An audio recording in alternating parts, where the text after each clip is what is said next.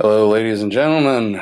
We are at a new video today. We're going to be, what are we going to be learning about today? Well, we're going to be learning about 8.1 and 8.2 convection and wind. We're talking about convection and the wind. We're looking at standards 8.1, analyze data to identify events associated with heat convection in the atmosphere, and 8.2, recognize the connection between the sun's energy and the wind. And looking at your success criteria, we can see number one, you're going to be defining atmosphere. Number two, define density.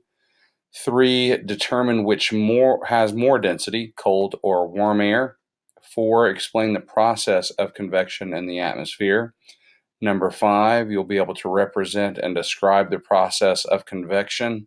And you can use any kind of way to represent that. You can draw, you can act it out, you could make a poem, you could do anything that represents that in the atmosphere. And number six, list and describe the factors that cause wind. You're then going to define radiation for number seven. Number eight, describe how the sun's energy, radiation warms the sun unevenly and causes changes in the temperature. Number nine, define land and sea breezes. And finally, 10, draw, label, and describe how the sun's energy creates wind. And remember to use your self-assessment criteria as we go along. And let's get rolling. So, has anyone ever been skydiving or known anyone who has been skydiving? Just kind of think about what it might be like if you haven't been. If you have been, what was it like? Was it fun, exciting, scary? Well, in 2012, an Australian skydiver, Felix Baumgartner, he broke the world record for the highest human free fall. He jumped about 24 miles from above the surface of the Earth, and he broke three records. He had the highest free fall jump. The second one was the highest manned balloon flight. And the third was he was the first person to break the sound barrier without a jet or a capsule. So he was not in anything other than his suit. When he went faster than the speed of sound. So we have a short video to watch here about his experience jumping out and free falling and breaking so many of those world records.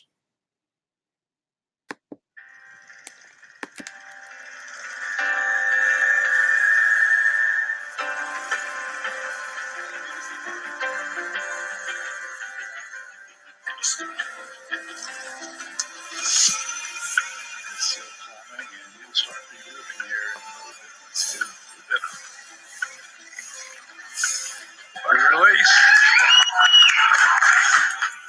If you're scared, walk away. 'Cause there's a way to feel ashamed. Yeah, we all feel the same.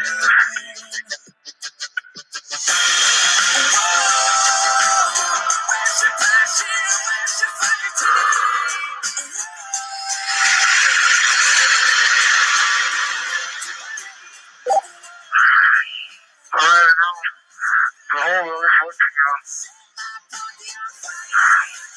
I'm going over.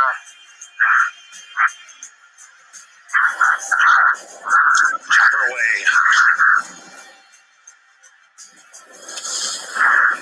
Speed 725. Showing Felix at a stable descent.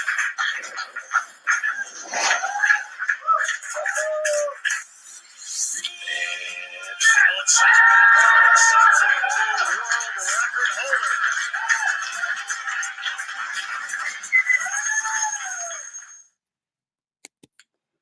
So that is a very amazing video. Every time I see it, I just get excited. So the question is, do you think Felix was in space when he fell? and we'll be able to answer that in just a few minutes, hopefully.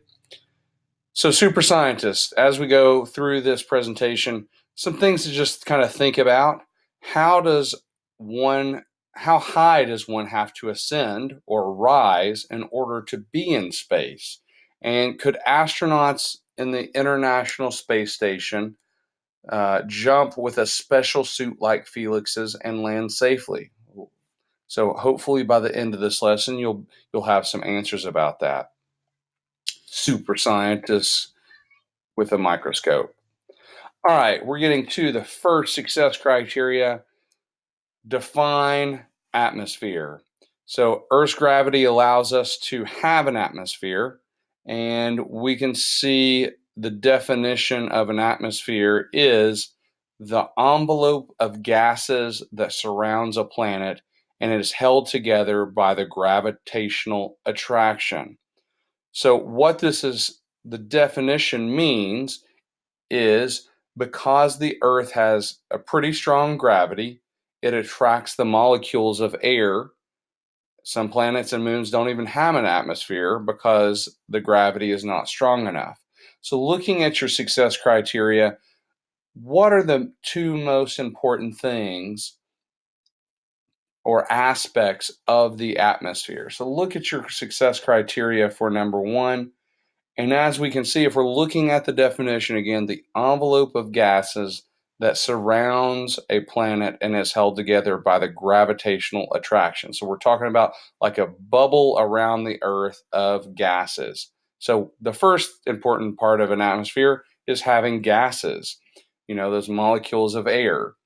And the second thing we can see is gravity. Gravity is that second thing. So if a planet or Earth, a planet or a moon has both gravity, strong enough gravity, and enough gases around it, it may have an atmosphere, and that's what gives the Earth its ability to have an atmosphere. Moving on to the next slide, we have the layers of the atmosphere. And as we can see from the picture, it shows us four of the five layers. We start with the troposphere, which is closest to the Earth. And we move to the stratosphere, which is about 21.1 miles up. The mesosphere, it ends at about 49.7 miles, about 50 miles up, and the thermosphere lasts up until about 195 miles.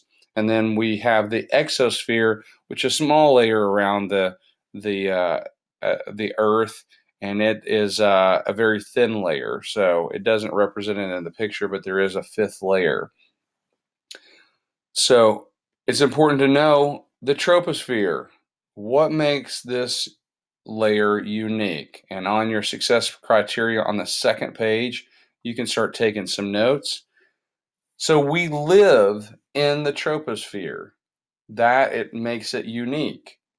Some more important aspects is that it's the layer closest to the ground. So it's closest to the ground. We live in it. As the altitude increases, temperatures decrease. So if you're starting on the ground and you're going up higher into the troposphere, the higher you go within that troposphere, the colder it gets. Things that are found in this layer: people, mountains, clouds, rain, all weather is inside this layer. Anything that we're really talking about: airplanes, clouds, rain, mountains, people, everything that has to do with us pretty much, except if we go into a rocket ship. Everything else is in this layer. So make sure that you know that and understand that everything that we know about, really, we deal with on a daily basis, clouds, weather, all of those things are inside of the troposphere. This layer has most of the mass of the atmosphere. So most of the weight that we have, 75 to 80%, is from this layer. And we can see these things. All of these things make this layer unique.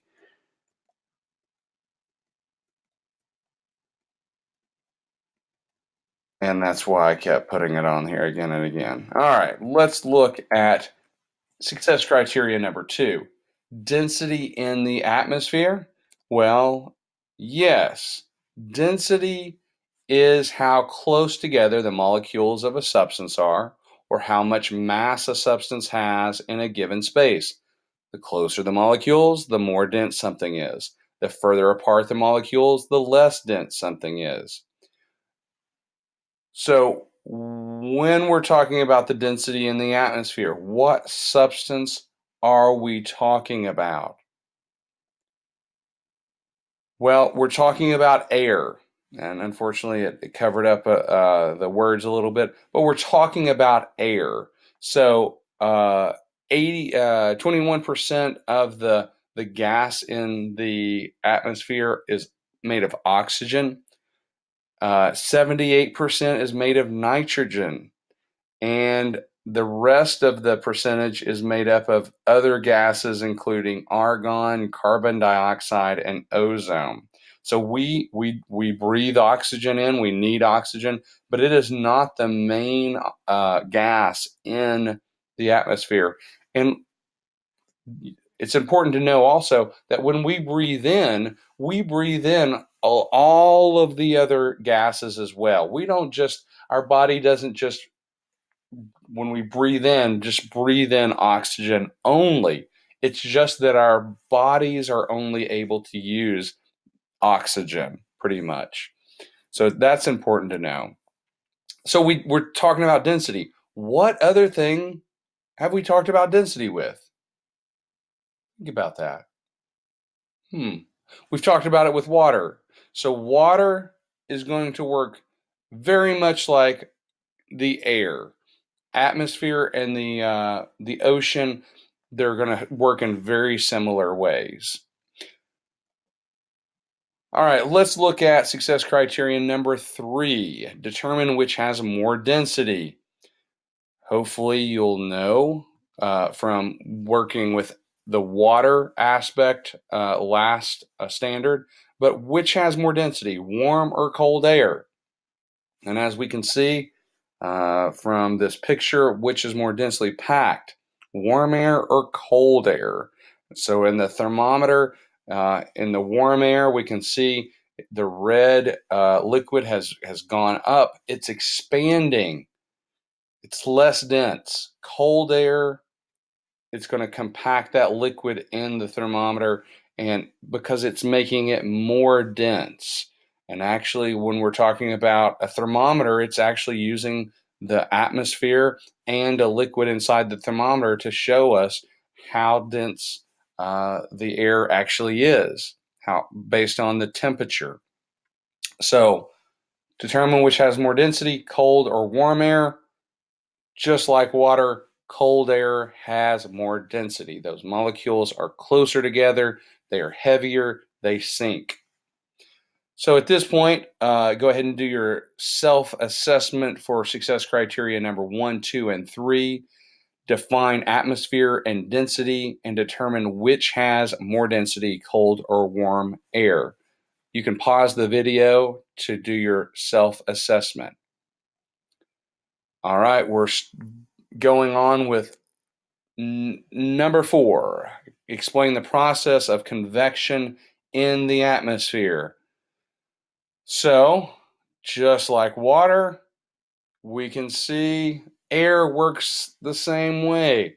So, cool air replaces, so hot air rises, it's less dense, it expands, it goes up into the atmosphere.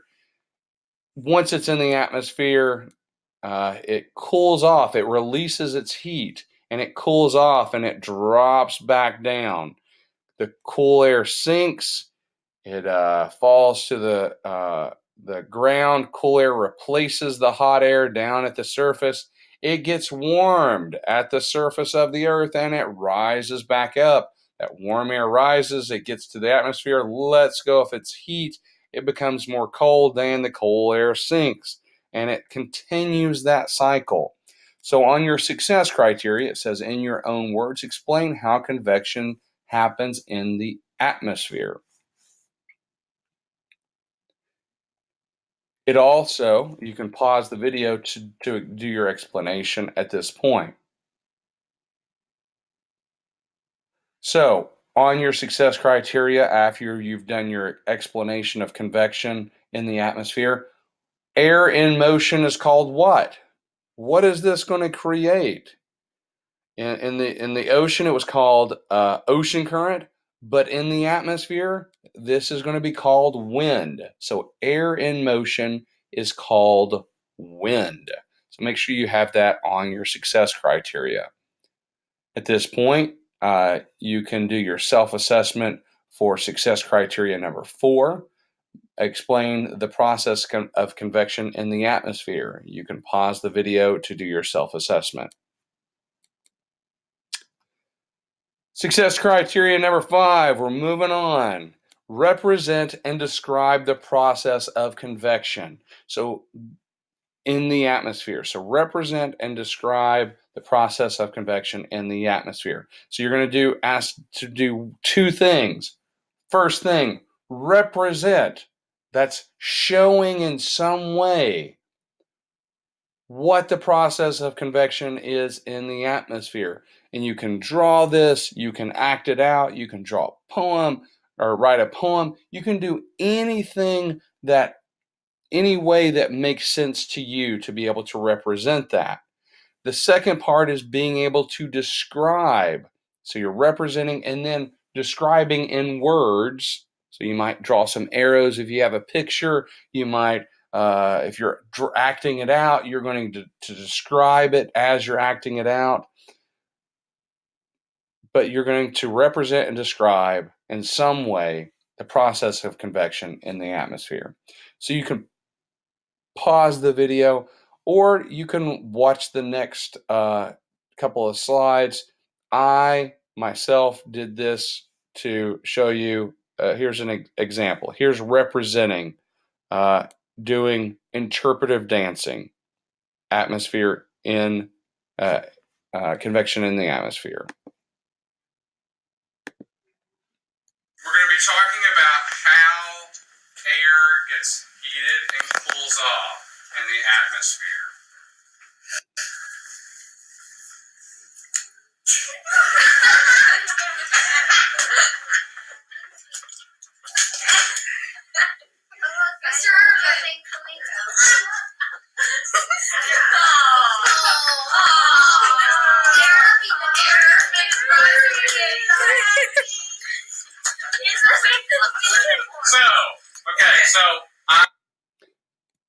So as you can see, I represented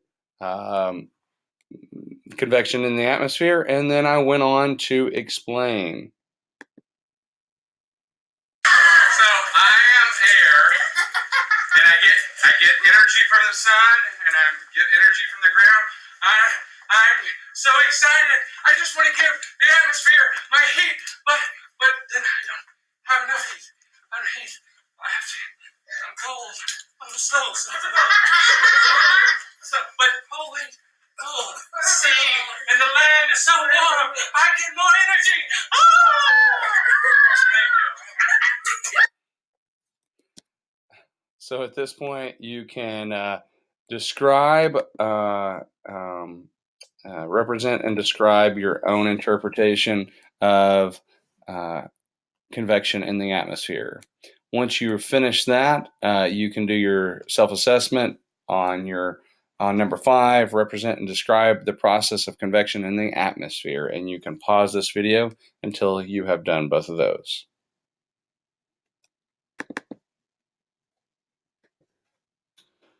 All right, I'm trying to get it full screen. Let's see. I'm not sure why it's not allowing me to do that. Oh, here we go. All right. Moving on to success criteria number 6. It says list and describe the factors that cause wind. So there are 3 things that cause wind: the uneven heating of the Earth's surface, the second thing is air pressure, and then 3, the Coriolis effect. And here's the first thing that we have. What causes the uneven heating of the Earth's surface? So, like we've mentioned before, we've talked about, we get all of our energy from the sun. Same thing happens with the energy in the ocean. Same thing happens with the energy that creates wind.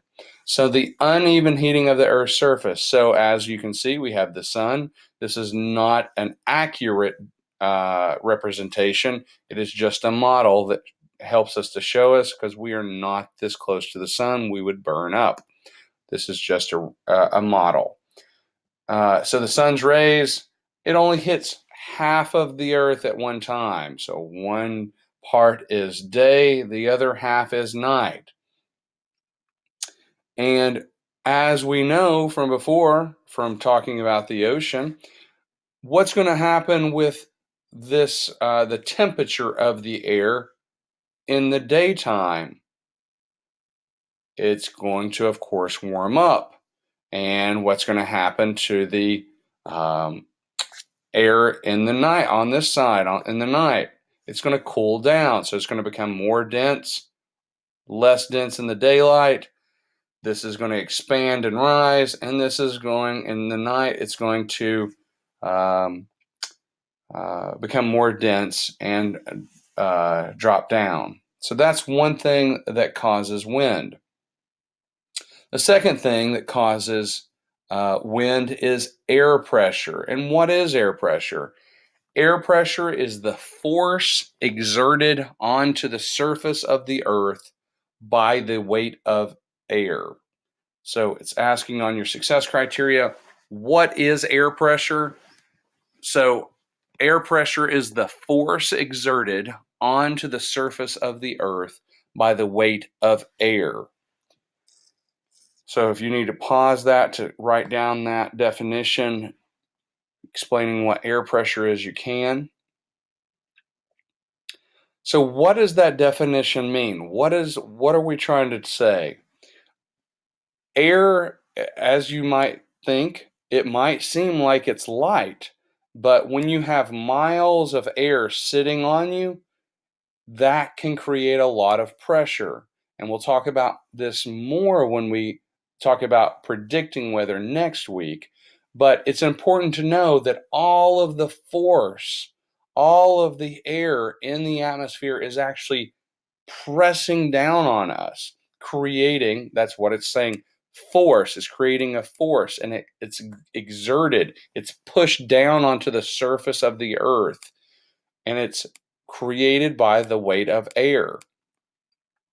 So it's important to know, excuse me, low pressure.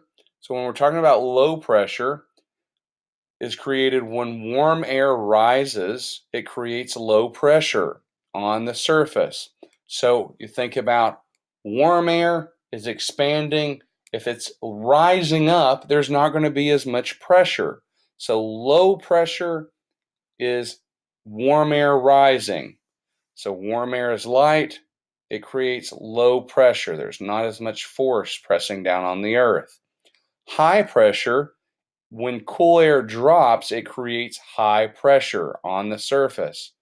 Cool air is heavy or dense, and it creates high pressure. It's pressing down. That cool air is pressing down, exerting more force, as the definition says. It's pressing down and creating more weight on the surface of the Earth. So low pressure, warm air, cool air is more high. It creates a high pressure. And once again, we'll talk about this more next week when we're talking about predicting weather, because this has a lot to do with the weather. As you can see, think about all of that air just pressing down on the surface. All right, the third effect, the Coriolis effect. Coriolis effect is how a moving object seems to veer toward the right in the northern hemisphere and left in the southern hemisphere. An example of the Coriolis effect is when hurricane winds turning left in the northern hemisphere. And once again, we'll talk more about this too when we're talking about predicting weather. And I'll have a different video to show you next week about the Coriolis effect. But here's a picture that represented the green arrows shows what would happen, the path that air would take without the Coriolis effect. So if there was, without the Coriolis effect, the wind would just go travel in this direction from the poles. But since the Earth is spinning, it causes the wind to curve. And it's showing from here in the northern hemisphere where we live, it's curving this way. In the southern hemisphere, it's going to curve this way.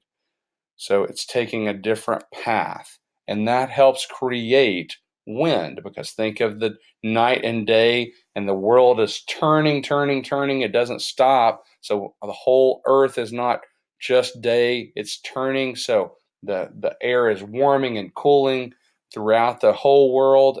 It's turning, it's going in a path that's veering off, and it's creating wind, lots of different wind currents. And as we can see, here is an example of how the Coriolis effect is creating this weather pattern. All right, for success criteria number 6, make sure that you have done your self-assessment for success criteria number 6. List and describe the factors that cause wind. You can pause the video to do your self-assessment now. All right, we're moving on to success criteria number 7. Define radiation. Radiation is energy that moves from one place to another in the form of an electromagnetic wave. So some examples of this is light, heat, and X-rays. These are all examples of radiation. And whether you know it or not, you knew it before, light actually happens in a wave. Heat, the same way. Any kind of X-ray, this is just what the X-ray does. X-rays are actually invisible waves, electromagnetic waves, but all of those are examples of radiation. And once again, we're talking about energy.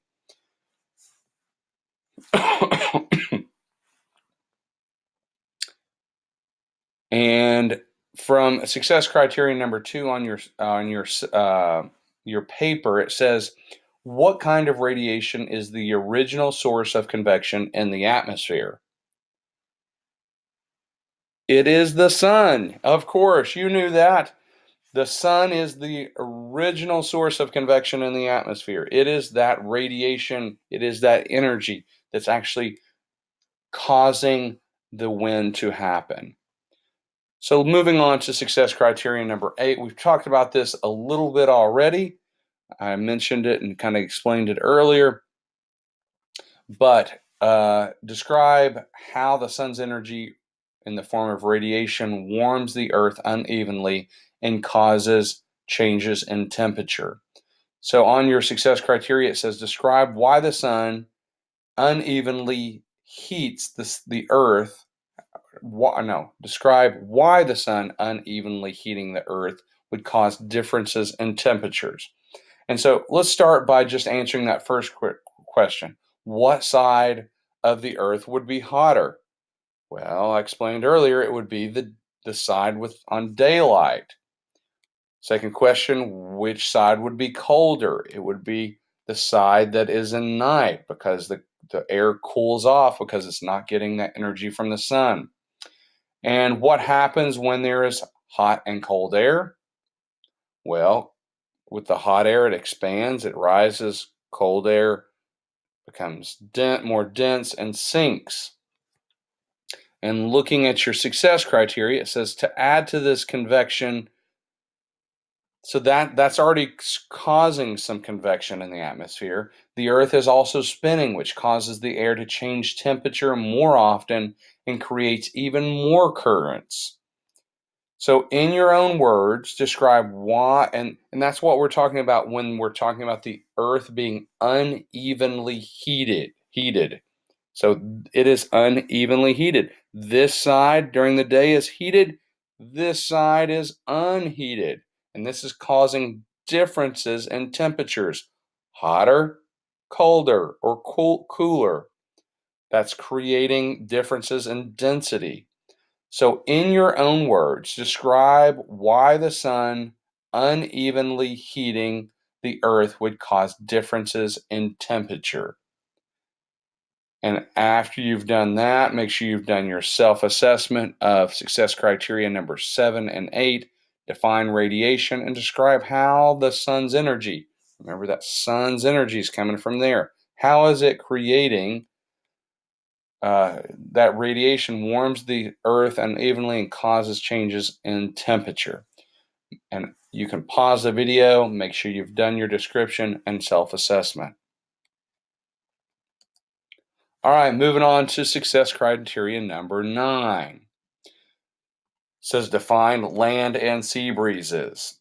We're applying the knowledge from the previous success criteria, the steps that we've gotten here. Everything that we've talked about is leading us to this point. We talked about convection, what causes wind. We've talked about radiation from the sun. This is where we've gotten to with land and sea breezes. So we're going to start with sea breeze. So during the day, heat from the sun warms the land faster than the sea. So the land will become warm before the sea will. The air over the ocean is cooler and forms an area of high pressure. Air over the land is warm. As warm air rises, it creates an area of low pressure. The cool air moves from the sea toward the land, producing a sea breeze. That is a lot of information. But when we look at the picture below on your success criteria, bring it up here. This is the picture on your success criteria. So I'm going to kind of run through this, repeating what I just said from the success criteria. So we have, so during the day, heat from the sun. So we have heat from the sun. It's daytime. Heat from the sun warms the land faster than the sea. So during the sun warms the land faster than the sea. And as we will see, if you haven't had this experience already, we're going to have a demonstration with a balloon with just air and a balloon with water in it. So water holds heat. It absorbs heat slowly, and then it holds it for a long time. So it's going to take a long time for this ocean to warm up. So the land during the day, the land heats up faster than the ocean. And as we can see, 32 degrees Celsius, this is 23 degrees Celsius. The land is warming up faster. And the air over the ocean is cooler. So remember we talked about the ocean giving off its heat. It doesn't have a lot of heat to give off, so it is cooler. And that heat over the land is going to be hotter. So the air over the land is going to expand and rise. Oh, sorry. It's going to expand and rise. And it's going to create a low pressure system because remember, the hot air rising, there's not a lot of pressure on the earth. So the land is warm, it's warming the air, it's rising, it's creating a low pressure system. It's in, as we can see here, the warm air is in the atmosphere. It starts giving off its heat and it gets colder and it drops down over the ocean.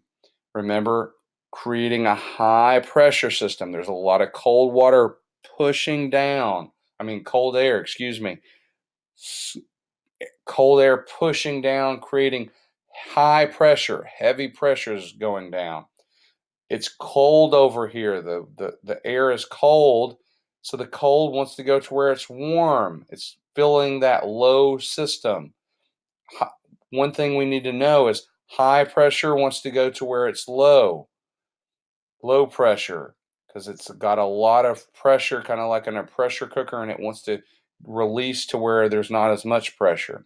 So this is a sea breeze. It starts over the ocean, it goes toward the land. We're always starting on the bottom here. Wherever we're starting here, it's going to go from the side over the ocean. It starts over the ocean, goes toward the land, rises, gives off its heat, and drops back down. And then it starts again over the sea and goes to the land. We always want to see which direction this arrow is going and whether it's the ocean or the land. And wherever it starts, this arrow starts and it's going this way, it's starting over the ocean, it's a sea breeze. Okay, then we're moving on to talking about a land breeze. So make sure you go back and look at this definition about the sea breeze and see how, make sure you understand how it applies to this picture. Land breeze. So the land cools off faster than the water. Land cools off faster than water because water holds on to heat longer than the air. And as we can see from that demonstration with the balloon didn't pop. Hopefully you've seen it with the water, because the water holds on to that heat and it doesn't give it to the air. So land cools off faster at night, and because water holds on to the heat longer than the air. At night, air over the ocean is warmer. As the air rises, it forms an area of low pressure. At night, air over the land is cooler and forms an area of high pressure. So the cool air moves from the land toward the ocean, producing a land breeze. So let's look at our picture here. Once again, as I said, where is the land? Where is the arrow going? Which way is it going? It's coming from the land, going toward the ocean. This bottom arrow is the most important thing to look for, and then look to see if this is land or this is ocean, where the land and ocean is. So we're starting over here. The land is going to be give off, it's going to be colder at night. We have the moon. At night, it's giving off its heat. So the land is going to be colder, 14 degrees Celsius. The ocean is 18 degrees Celsius. The warm air is going to, the cold air wants to be warm. It's going to where it's warm. And the air gets warmed by the ocean, giving off its heat. The hot air expands and rises, creating that low pressure. There's not as much pressure pressing down. The warm air rises at night. It goes into the atmosphere. It gives off its heat, becomes cold again, drops down. That cold air is dropping down over the land now because the land is colder. It creates that high pressure system. High pressure because that cold air it's falling down, creating a lot of force. And it continues that convection current. The cold air wants to go to where it's warm. This is a land breeze. Once again, make sure you look back at the definition of a land breeze that you copied down and look at the picture to be able to make sure you can describe what a land breeze is. All right. At this point, you need to look at your self-assessment of success criteria number 9, define land and sea breezes, and complete that. You can pause the video. Now we're moving on to success criteria number 10. We're almost there. So draw, label, and describe land and sea breezes. So this last one we're looking at, it's your turn.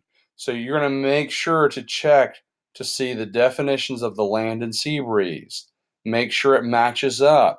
So you're going to be drawing the arrows saying what the land will, maybe the temperature will be at the daytime, nighttime, what the sea will be during those times, where is the low pressure and what is the high pressure, and what each picture is describing. So there is a little bit of a trick here.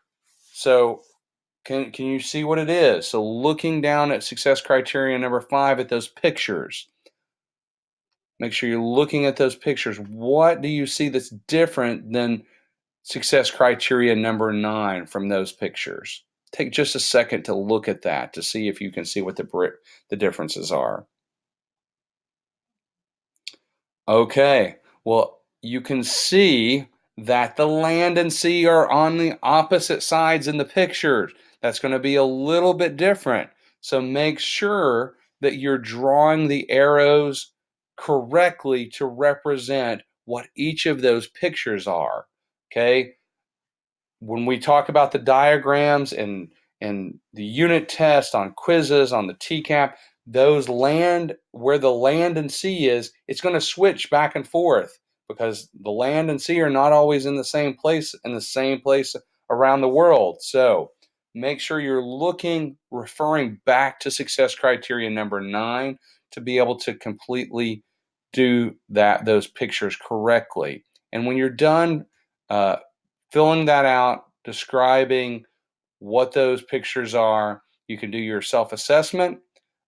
Success criteria number 10, draw, label, and describe how sun's energy creates wind. And you'll definitely need some time to complete that. But at this time, you can do that by yourself.